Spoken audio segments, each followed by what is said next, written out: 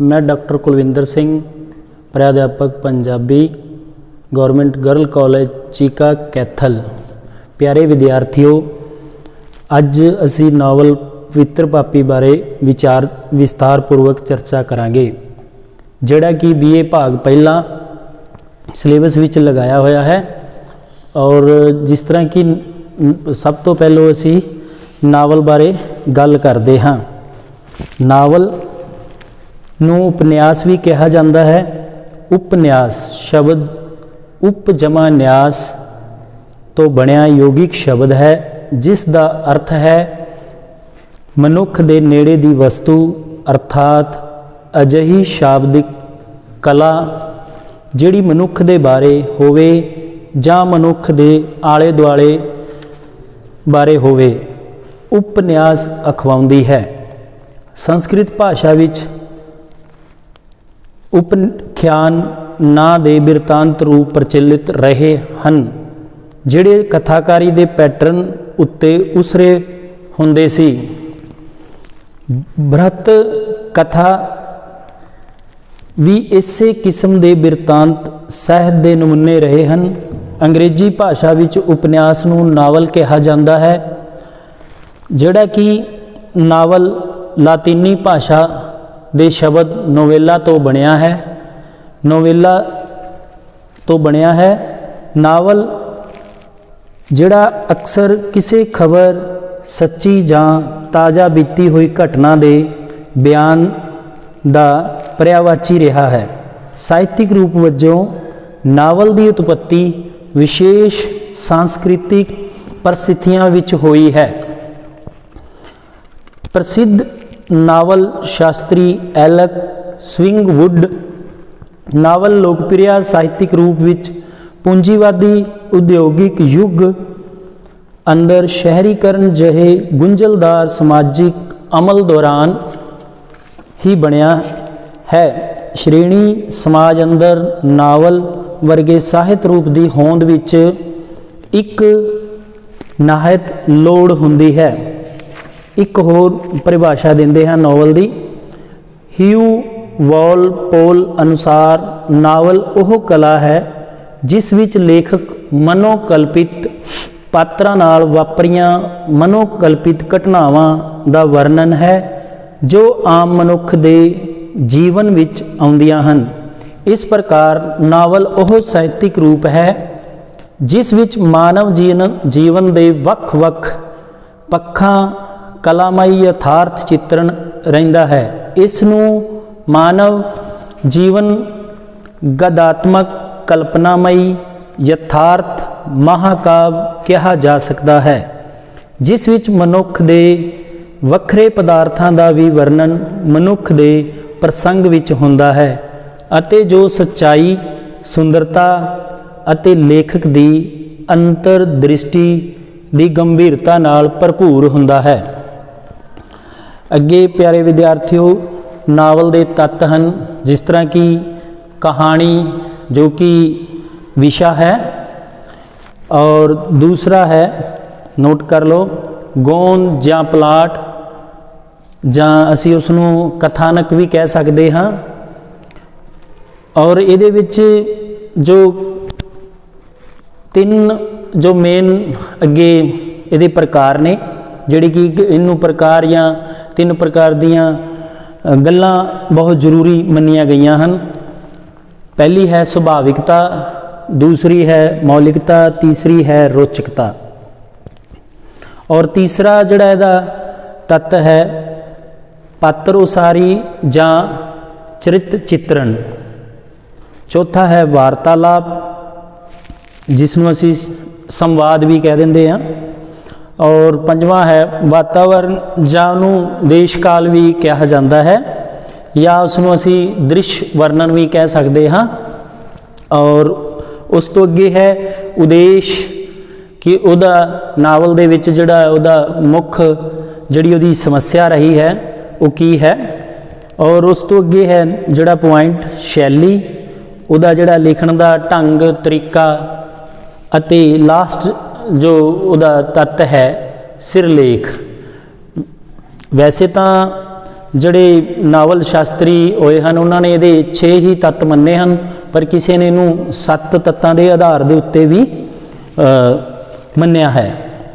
ਇਹ ਹੈ ਜੋ ਕਿ ਨਾਵਲ ਬਾਰੇ ਦੱਸਿਆ ਜਾਂਦਾ ਹੈ। ਹੁਣ ਅਸੀਂ ਗੱਲ ਕਰਦੇ ਹਾਂ ਨਾਨਕ ਸਿੰਘ ਦੀ ਜੀਵਨ ਬਾਰੇ, ਥੋੜ੍ਹੀ ਜਿਹੀ ਚਰਚਾ ਕਰਦੇ ਹਾਂ, ਜਿਹੜੇ ਕਿ ਨਾਨਕ ਸਿੰਘ ਦੀ ਸਾਹਿਤਿਕ ਸ਼ਖਸੀਅਤ ਜਾਂ ਉਹਦੀ ਰਚਨਾ ਦ੍ਰਿਸ਼ਟੀ ਦੀ ਗੱਲ ਕਰਦੇ ਹਾਂ।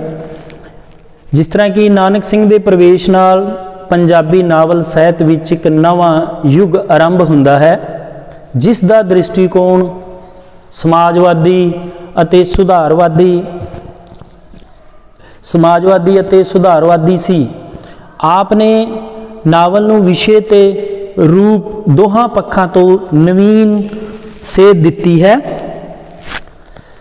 ਆਪ ਦਾ ਜਨਮ ਪਿੰਡ ਹਮੀਦ, ਤਹਿਸੀਲ ਦਾਦਨ ਖਾਂ, ਜ਼ਿਲ੍ਹਾ ਝੇਲਮ, ਪਾਕਿਸਤਾਨ, ਜੋ ਕਿ ਅੱਜ ਪਾਕਿਸਤਾਨ ਦੇ ਵਿੱਚ ਹੈ, ਸ਼੍ਰੀ ਬਹਾਦਰ ਚੰਦ ਦੇ ਘਰ 4 ਜੁਲਾਈ 1897 ਈਸਵੀ ਨੂੰ ਹੋਇਆ।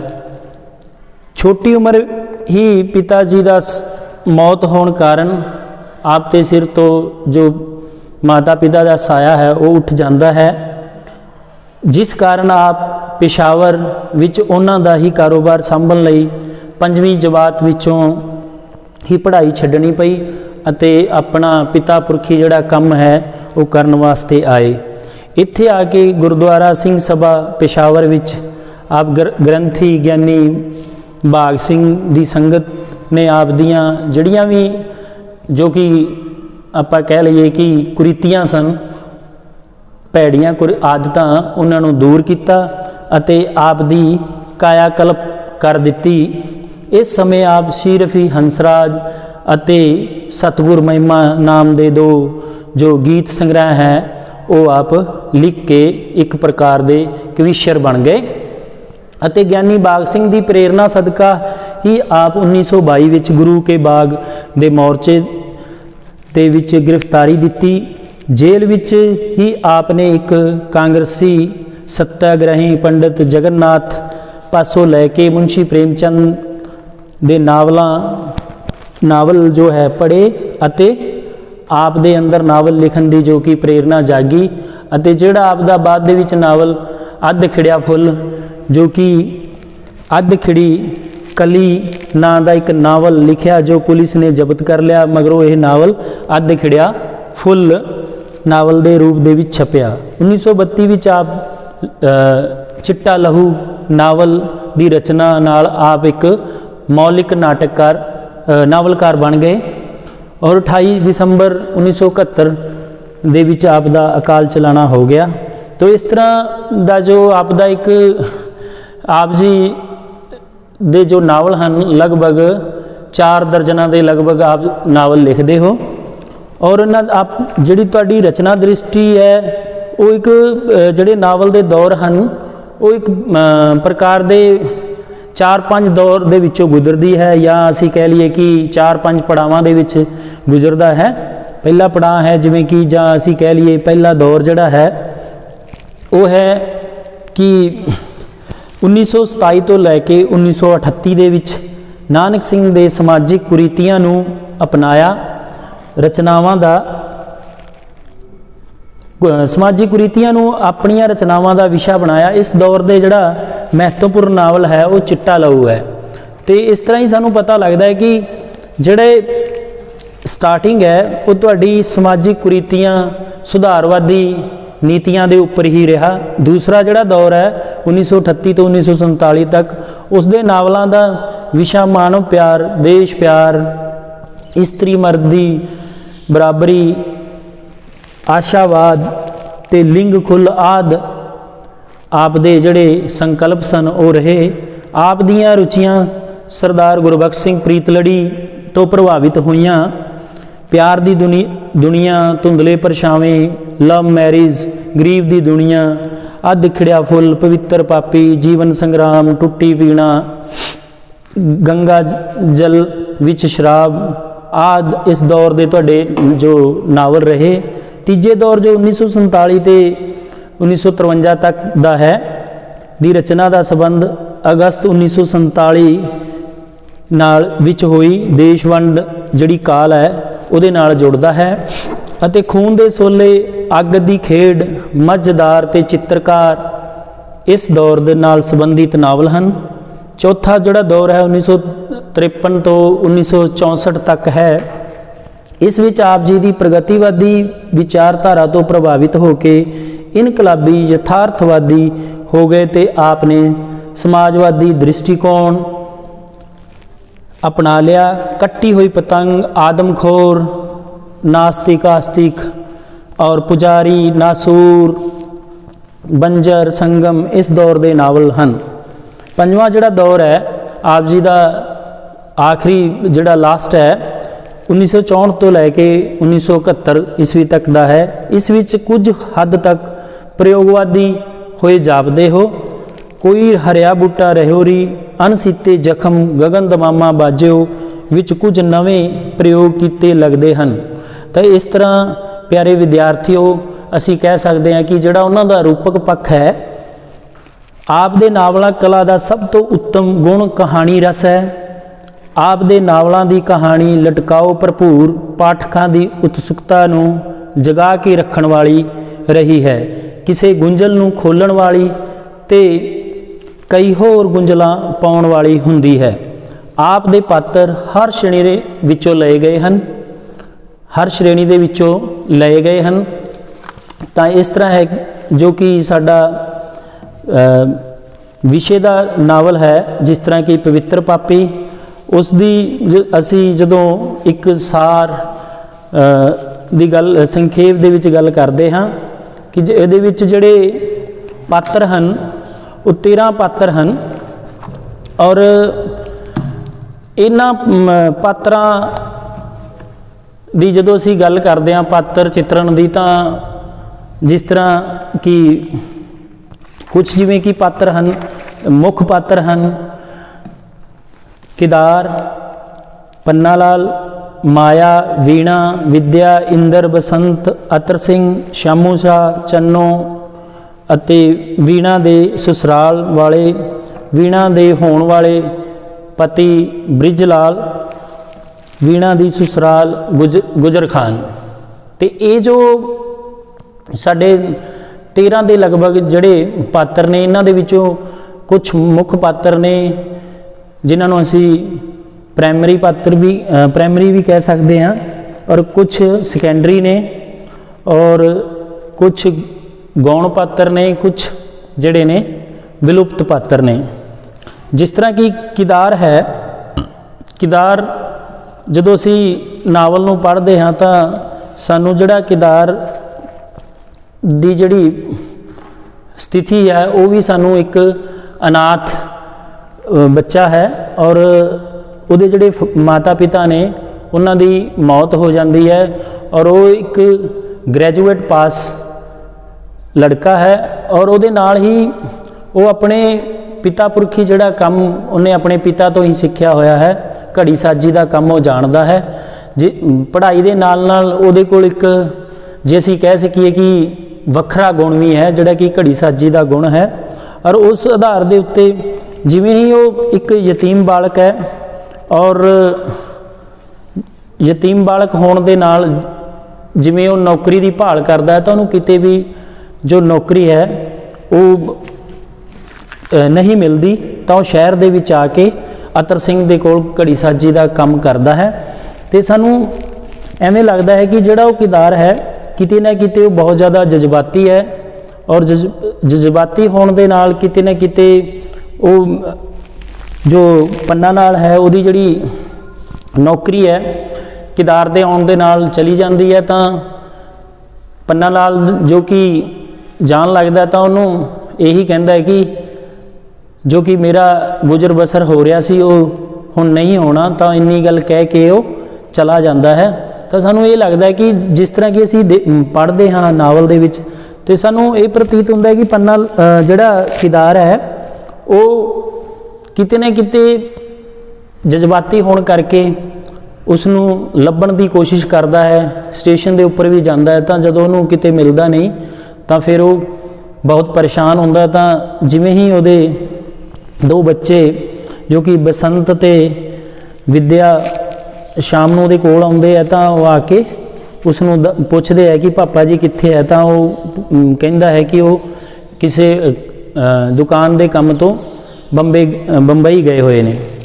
ਤਾਂ ਉਹ ਇਸ ਤਰ੍ਹਾਂ ਉਸ ਪਰਿਵਾਰ ਦੀ ਉਹ ਕਿਤੇ ਨਾ ਕਿਤੇ ਉਹਦੇ ਮਨ ਦੇ ਅੰਦਰ ਇਹ ਮਹਿਸੂਸ ਕਰਦਾ ਹੈ ਕਿ ਮੇਰੇ ਆਉਣ ਦੇ ਨਾਲ ਇਹਨਾਂ ਦੀ ਨੌਕਰੀ ਚਲੇਗੀ, ਤਾਂ ਕਿਤੇ ਨਾ ਕਿਤੇ ਉਹ ਇਹ ਮਹਿਸੂਸ ਕਰਦਾ ਹੈ ਕਿ ਮੈਨੂੰ ਇਹਨਾਂ ਦੀ ਹੈਲਪ ਕਰਨੀ ਚਾਹੀਦੀ ਹੈ, ਸਹਾਇਤਾ ਕਰਨੀ ਚਾਹੀਦੀ ਹੈ। ਤਾਂ ਇਸ ਤਰ੍ਹਾਂ ਕਿਤੇ ਨਾ ਕਿਤੇ ਜਿਵੇਂ ਉਹ ਜਜ਼ਬਾਤੀ ਹੁੰਦਾ ਤਾਂ ਦੂਸਰੀ ਤਰਫ ਉਹਦਾ ਜਿਹੜਾ ਲਗਾਵ ਹੈ ਉਸ ਪਰਿਵਾਰ ਦੇ ਨਾਲ ਵੱਧ ਜਾਂਦਾ ਹੈ, ਔਰ ਉਹ ਕਿਤੇ ਨਾ ਕਿਤੇ ਜਜ਼ਬਾਤੀ ਹੋਣ ਦੇ ਨਾਲ ਝੂਠ ਵੀ ਬੋਲਦਾ ਹੈ, ਔਰ ਉਹਦਾ ਜਿਹੜਾ ਉਹ ਝੂਠ ਬੋਲਿਆ ਹੋਇਆ ਸਬੱਬ ਹੈ ਉਹ ਉਹਨੂੰ ਬਹੁਤ ਜ਼ਿਆਦਾ ਕਿਤੇ ਨਾ ਕਿਤੇ ਪਰੇਸ਼ਾਨ ਵੀ ਕਰਦਾ ਹੈ। ਦੂਸਰਾ ਜੋ ਪੰਨਾ ਲਾਲ ਹੈ ਉਹ ਇੱਕ ਪ੍ਰਕਾਰ ਦਾ ਸੈਕੰਡਰੀ ਪਾਤਰ ਹੈ। ਸੈਕੰਡਰੀ ਮੀਨਸ ਮਤਲਬ ਦੂਜੇ ਦਰਜੇ ਦਾ ਪਾਤਰ ਹੈ, ਔਰ ਉਹ ਜਿਵੇਂ ਸ਼ੁਰੂਆਤੀ ਦੌਰ ਦੇ ਵਿੱਚ ਨਾਵਲ ਦੇ ਵਿੱਚ ਆਉਂਦਾ ਹੈ ਤਾਂ ਬਾਅਦ ਦੇ ਵਿੱਚ ਉਹ ਗੌਣ ਹੋ ਜਾਂਦਾ ਹੈ, ਵਿਲੁਪਤ ਹੋ ਜਾਂਦਾ ਹੈ, ਔਰ ਫਿਰ ਜਦੋਂ ਕਿ ਤੀਜੇ ਹਿੱਸੇ ਦੇ ਵਿੱਚ ਨਾਵਲ ਚਲਾ ਜਾਂਦਾ ਹੈ ਤਾਂ ਫਿਰ ਉਹ ਨਾਵਲ ਦੇ ਵਿੱਚ ਪ੍ਰਗਟ ਹੁੰਦਾ ਹੈ। ਔਰ ਜਿਸ ਤਰ੍ਹਾਂ ਉਹ ਕਿਤੇ ਨਾ ਕਿਤੇ ਪੰਨਾ ਲਾਲ ਜੋ ਹੈ ਉਹ ਇੱਕ ਫਰਜ਼ਾਂ ਤੋਂ ਪਿੱਛੇ ਹਟਿਆ ਹੋਇਆ ਵਿਅਕਤੀ ਹੈ। ਜਿਵੇਂ ਕਿ ਉਹਦਾ ਜਿਹੜਾ ਕਾਰੋਬਾਰ ਹੈ ਪਹਿਲਾਂ ਬਹੁਤ ਹੀ ਅੱਛਾ ਹੁੰਦਾ ਹੈ, ਕਿਸੇ ਕਾਰਨਵੰਸ਼ ਉਸ ਦਾ ਜਿਹੜਾ ਘਰ ਹੈ ਉਹ ਵੀ ਗਿਰਵੀ ਰੱਖਿਆ ਹੁੰਦਾ ਹੈ, ਤਾਂ ਉਹਦੀ ਨੌਕਰੀ ਵੀ ਚਲੀ ਜਾਂਦੀ ਹੈ, ਤਾਂ ਉਹ ਕਿਤੇ ਨਾ ਕਿਤੇ ਬਹੁਤ ਜ਼ਿਆਦਾ ਫਰਸਟ੍ਰੇਟ ਹੋ ਜਾਂਦਾ ਹੈ। ਫਰਸਟ੍ਰੇਟ ਹੋਣ ਦੇ ਨਾਲ ਡਿਪਰੈਸ਼ਨ 'ਚ ਆਉਂਦਾ ਹੈ, ਤਾਂ ਉਹ ਆਪਣੇ ਘਰ ਨਾ ਜਾਣ ਦੀ ਬਜਾਏ ਕਿਤੇ ਚਲਾ ਜਾਂਦਾ ਹੈ, ਔਰ ਉਹ ਜਦੋਂ ਘਰ ਛੱਡ ਕੇ ਜਾਂਦਾ ਹੈ ਤਾਂ ਕਿਤੇ ਨਾ ਕਿਤੇ ਆਤਮਿਕ ਸ਼ਾਂਤੀ ਦੀ ਭਾਲ ਕਰਦਾ ਜਿਹੜੀ ਕਿ ਉਹਨੂੰ ਨਹੀਂ ਮਿਲਦੀ ਹੈ। ਔਰ ਇਸੇ ਤਰ੍ਹਾਂ ਹੀ ਜਿਹੜੇ ਉਹਦੇ ਫਰਜ਼ ਹੈ, ਜਿਹੜਾ ਉਹਦਾ ਇੱਕ ਮੋਰਲ ਡਿਊਟੀ ਹੈ, ਉਹਨਾਂ ਤੋਂ ਪਿੱਛੇ ਹਟਦਾ ਨਜ਼ਰ ਆਉਂਦਾ ਹੈ। ਔਰ ਉਸ ਤੋਂ ਜੇ ਗੱਲ ਕਰੀਏ ਕਿ ਜਿਹੜੀ ਮਾਇਆ ਹੈ ਉਹ ਇੱਕ ਇਸ ਤਰ੍ਹਾਂ ਦੀ ਪ੍ਰਤੀਤ ਹੁੰਦੀ ਹੈ, ਉਹ ਪਾਤਰ ਇਸ ਤਰ੍ਹਾਂ ਦਾ ਪ੍ਰਤੀਤ ਹੁੰਦਾ ਜਿਵੇਂ ਕਿ ਉਹ ਬਹੁਤ ਜ਼ਿਆਦਾ ਬੋਲਡ ਹੈ, ਔਰ ਕਿਤੇ ਨਾ ਕਿਤੇ ਉਹਦੇ ਨਾਲ ਉਹ ਇੰਟੈਕਚੁਅਲ ਵੀ ਹੈ। ਜਿਸ ਤਰ੍ਹਾਂ ਕਿ ਅਸੀਂ ਦੇਖਦੇ ਹਾਂ ਨਾਵਲ ਦੇ ਵਿੱਚ ਕਿ ਵੀਣਾ ਦਾ ਜੋ ਰਿਸ਼ਤਾ ਹੈ ਉਹ ਪਹਿਲਾਂ ਹੀ ਤੈਅ ਕੀਤਾ ਹੁੰਦਾ ਹੈ, ਪਰ ਜਿਵੇਂ ਹੀ ਵੀਣਾ ਦੇ ਸਸੁਰਾਲ ਨੂੰ ਪਤਾ ਲੱਗਦਾ ਹੈ ਕਿ ਜੋ ਵੀਣਾ ਦੇ ਪੇਰੈਂਟਸ ਨੇ ਉਹਨਾਂ ਦੇ ਜਿਹੜਾ ਬਿਜ਼ਨਸ ਹੈ ਉਹ ਕਿਤੇ ਨਾ ਕਿਤੇ ਫੇਲ ਹੋ ਗਿਆ, ਔਰ ਉਹਨਾਂ ਦੀ ਜਿਹੜੀ ਆਰਥਿਕ ਸਥਿਤੀ ਆ ਉਹ ਬੜੀ ਕਮਜ਼ੋਰ ਹੋ ਗਈ ਹੈ, ਤਾਂ ਉਹ ਰਿਸ਼ਤਾ ਲੈਣ ਤੋਂ ਮਨਾ ਕਰ ਦਿੰਦੇ ਹੈ। ਮਨਾ ਕਰਨ ਦੇ ਬਾਵਜੂਦ ਜਿਹੜਾ ਉਹਦੇ ਪਰਿਵਾਰ ਦੇ ਉੱਤੇ ਇੱਕ ਪ੍ਰਕਾਰ ਦਾ ਬਹੁਤ ਵੱਡਾ ਪ੍ਰੈਸ਼ਰ ਹੈ, ਬਹੁਤ ਵੱਡੀ ਪਰੇਸ਼ਾਨੀ ਹੈ, ਉਸ ਨੂੰ ਕਿਤੇ ਨਾ ਕਿਤੇ ਨਜਿੱਠਣ ਦੀ ਜੇ ਕੋਸ਼ਿਸ਼ ਕਰਦੀ ਹੈ ਤਾਂ ਉਹ ਮਾਇਆ ਹੀ ਹੈ, ਉਹਦੀ ਪਤਨੀ ਹੈ ਪੰਨਾ ਲਾਲ ਦੀ। ਤਾਂ ਇਹ ਨਾਵਲ ਦੇ ਵਿੱਚ ਜਿਹੜਾ ਕਿ ਜੇ ਅਸੀਂ ਮੁੱਖ ਪਾਤਰ ਦੀ ਵੀ ਗੱਲ ਕਰੀਏ ਉਹ ਤਾਂ ਕਿਰਦਾਰ ਹੈ, ਪਰ ਉਹਦੇ ਨਾਲ ਜਿਹੜਾ ਰੋਲ ਹੈ ਜੇ ਅਸੀਂ ਸਹਿ ਨਾਇਕ ਦੀ ਗੱਲ ਕਰੀਏ ਤਾਂ ਉਹ ਕਿਤੇ ਨਾ ਕਿਤੇ ਮਾਇਆ ਵੀ ਹੈ। ਔਰ ਜਿਹੜੀ ਮਾਇਆ ਹੈ ਉਹ ਉਸ ਰਿਸ਼ਤੇ ਨੂੰ ਕਿਤੇ ਨਾ ਕਿਤੇ ਜਿਹੜਾ ਉਹਨੇ ਪਹਿਲੇ ਤੋਂ ਇੱਕ ਐਗਰੀਮੈਂਟ ਕੀਤਾ ਹੋਇਆ, ਮੀਨਸ ਰਿਸ਼ਤਾ ਤੈਅ ਕੀਤਾ ਹੋਇਆ, ਇੰਗੇਜ ਕੀਤਾ ਹੋਇਆ, ਉਸ ਨੂੰ ਪੂਰਾ ਫਰਜ਼ ਨਿਭਾਉਣਾ ਚਾਹੁੰਦੀ ਹੈ ਕਿਸੇ ਨਾ ਕਿਸੇ ਤਰੀਕੇ ਨਾਲ। ਚਾਹੇ ਉਹ ਆਪਣੀ ਜਿਹੜਾ ਅਤਰ ਸਿੰਘ ਹੈ ਉਹਦੇ ਤੋਂ ਇਹ ਵੀ ਕਹਿੰਦੀ ਹੈ ਕਿ ਅਸੀਂ ਇਹਦੇ ਤੋਂ ਕਰਜ਼ਾ ਲੈ ਲਈਏ, ਸਾਨੂੰ ਐਡਵਾਂਸ ਦੇ ਵਿੱਚ ਪੇਸ਼ਗੀ ਦੇ ਦੇ, ਔਰ ਜਿਹੜੇ ਵੀ ਗਹਿਣੇ ਹੈ ਉਹ ਵੀ ਉਹ ਕਹਿੰਦੀ ਕਿ ਅਸੀਂ ਇਹਨੂੰ ਵੇਚ ਕੇ ਅਸੀਂ ਜਿਹੜਾ ਇਹ ਕੰਮ ਹੈ ਇਹਨੂੰ ਸਿਰੇ ਚਾੜੀਏ, ਯਾਨੀ ਕਿ ਨੇਪਰੇ ਚਾੜੀਏ। ਤਾਂ ਸਾਨੂੰ ਇੱਥੇ ਇਹ ਲੱਗਦਾ ਕਿ ਕਿਤੇ ਨਾ ਕਿਤੇ ਜਿਹੜਾ ਪੰਨਾ ਲਾਲ ਨਾਲੋਂ ਜਿਹੜੀ ਮਾਇਆ ਹੈ ਉਹ ਉਸ ਤੋਂ ਬਹੁਤ ਵੱਡਾ ਜਿਹੜਾ ਉਹਦਾ ਕਿਰਦਾਰ ਹੈ ਉਹ ਨਿਭਾਉਂਦੀ ਹੈ, ਜਿਹੜਾ ਕਿ ਪੰਨਾ ਲਾਲ ਨੂੰ ਨਿਭਾਉਣਾ ਚਾਹੀਦਾ ਸੀ। ਉਸ ਤੋਂ ਨੈਕਸਟ ਹੈ ਜਿਵੇਂ ਕਿ ਵੀਣਾ ਹੈ। ਵੀਣਾ ਇੱਕ ਕੁੜੀ ਹੈ, ਮੁਟਿਆਰ ਹੈ, ਜਿਹੜੀ ਕਿ ਹਾਲੇ ਉਹਦਾ ਇੱਕ ਬਚਪਨ ਹੀ ਹੈ, ਤਾਂ ਬਚਪਨ ਦੇ ਨਾਲ ਨਾਲ ਇੱਕ ਸੁੰਦਰ ਲੜਕੀ ਹੈ ਔਰ ਇੱਕ ਸਮਝਦਾਰ ਲੜਕੀ ਹੈ।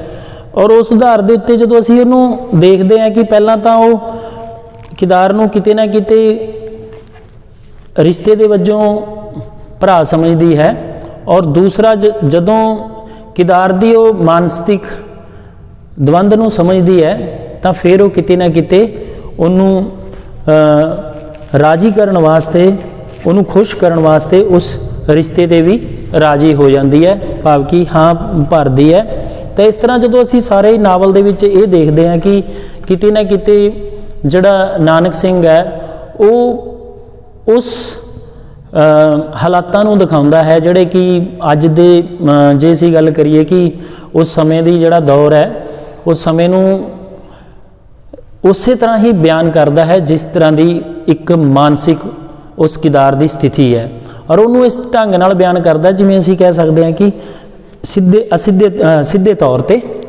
ਤੇ ਅਗਲਾ ਜੋ ਪਾਤਰ ਹੈ ਜਿਸ ਤਰ੍ਹਾਂ ਕਿ ਅਤਰ ਸਿੰਘ ਹੈ, ਅਸੀਂ ਨਾਵਲ ਦੇ ਵਿੱਚ ਦੇਖਦੇ ਹਾਂ ਕਿ ਉਹਦਾ ਜਿਹੜਾ ਆਧਾਰ ਹੈ ਉਹ ਬਿਲਕੁਲ ਹੀ ਕੰਜੂਸ ਨਜ਼ਰ ਆਉਂਦਾ ਹੈ, ਔਰ ਉਹ ਜਿਸ ਪ੍ਰਕਾਰ ਉਹ ਆਪਣੇ ਹੀ ਨੌਕਰ ਨੂੰ ਰੱਖਿਆ ਹੋਇਆ ਉਹਦੇ ਆਧਾਰ ਦੇ ਉੱਤੇ ਕਿਤੇ ਨਾ ਕਿਤੇ ਜਿਹੜਾ ਉਹ ਮੁਨੀਮੀ ਦਾ ਵੀ ਕੰਮ ਲੈਂਦਾ ਹੈ, ਘੜੀ ਸਾਜੀ ਦਾ ਵੀ ਕੰਮ ਲੈਂਦਾ ਹੈ, ਔਰ ਸਾਨੂੰ ਇਹ ਲੱਗਦਾ ਹੈ ਕਿ ਕਿਤੇ ਨਾ ਕਿਤੇ ਉਹ ਕੰਜੂਸ ਹੀ ਨਹੀਂ ਹੈਗਾ, ਉਹ ਬਹੁਤ ਜ਼ਿਆਦਾ ਖੁਦਗਰਜ਼ ਵੀ ਹੈ। ਉਸ ਨੂੰ ਜਿਸ ਤਰ੍ਹਾਂ ਕਿ ਪਹਿਲੋਂ ਜਿਹੜਾ ਪੰਨਾ ਲਾਲ ਹੈ ਉਸ ਨੂੰ 35 ਰੁਪਏ ਦਿੰਦਾ ਹੈ, ਜੋ ਕਿ ਬਾਅਦ ਦੇ ਵਿੱਚ ਕਿਰਦਾਰ ਹੈ ਉਹ 25 ਰੁਪਏ 'ਤੇ ਹੀ ਆ ਕੇ ਨੌਕਰੀ ਕਰ ਲੈਂਦਾ ਹੈ ਅਤੇ ਦੋਨੋਂ ਕੰਮ ਕਰਦਾ ਹੈ, ਘੜੀ ਸਾਜੀ ਦਾ ਵੀ ਅਤੇ ਮੁਨੀਮੀ ਦਾ ਵੀ ਕੰਮ ਕਰਦਾ ਹੈ। ਪਰ ਉਹਦੇ ਤੋਂ ਉਹ ਬਹੁਤ ਖੁਸ਼ ਵੀ ਹੈ, ਔਰ ਖੁਸ਼ ਇਸ ਕਰਕੇ ਹੈ ਨਾ ਕਿ ਵੀ ਦੋਨੋਂ ਕੰਮ ਕਰਦਾ, ਇਸ ਕਰਕੇ ਖੁਸ਼ ਹੈ ਕਿ ਜਿਹੜੇ ਕਿ ਉਹ ਘੱਟ ਪੈਸੇ ਲੈ ਰਿਹਾ ਹੈ। ਤੀਸਰਾ, ਜਿਵੇਂ ਹੀ ਉਹ ਮੀਨਸ ਉਸ ਦੀ ਜਿਹੜੀ ਗਾਹਕੀ ਹੈ, ਜਿਹੜੇ ਕਸਟਮਰ ਹੈ ਉਹ ਬਹੁਤ ਜ਼ਿਆਦਾ ਸੈਟੀਸਫਾਈਡ ਹੁੰਦੇ ਆ, ਸੰਤੁਸ਼ਟ ਹੁੰਦੇ ਆ ਉਹਦੇ ਕਿਰਦਾਰ ਦੇ ਕੰਮ ਤੋਂ, ਤਾਂ ਉਹਦਾ ਕਿਤੇ ਨਾ ਕਿਤੇ ਜਿਹੜਾ ਬਿਜ਼ਨਸ ਦਾ ਦਾਇਰਾ ਹੈ ਉਹ ਵੀ ਵੱਧਦਾ ਹੈ। ਵਧਣ ਦੇ ਨਾਲ ਨਾਲ ਉਹ ਕਿਤੇ ਨਾ ਕਿਤੇ ਉਹਦੀ ਤਨਖਾਹ ਵੀ ਜਿਹੜੀ ਹੈ ਉਸ ਦਰਜੇ ਦੇ ਉੱਤੇ ਵਧਾਉਂਦਾ ਨਹੀਂ ਹੈਗਾ। ਅਤੇ ਕੰਜੂਸ ਦੇ ਨਾਲ ਨਾਲ ਇਸ ਤਰ੍ਹਾਂ ਅਸੀਂ ਕਹਿ ਸਕਦੇ ਹਾਂ ਕਿ ਉਹ ਖੁਦਗਰਜ਼ ਵੀ ਹੈ, ਔਰ ਉਹਨੂੰ ਕਿਸੇ ਦੇ ਮੀਨਸ ਜਿਵੇਂ ਕਿ ਪੰਨਾ ਲਾਲ ਹੈ ਉਹਨੂੰ ਕਿਸੇ ਨਾਲ ਕੋਈ ਹਮਦਰਦੀ ਨਹੀਂ ਹੈਗੀ। ਤਾਂ ਅਸੀਂ ਇਹ ਜੋ ਅਤਰ ਸਿੰਘ ਹੈ ਉਹਦੇ ਜਿਹੜਾ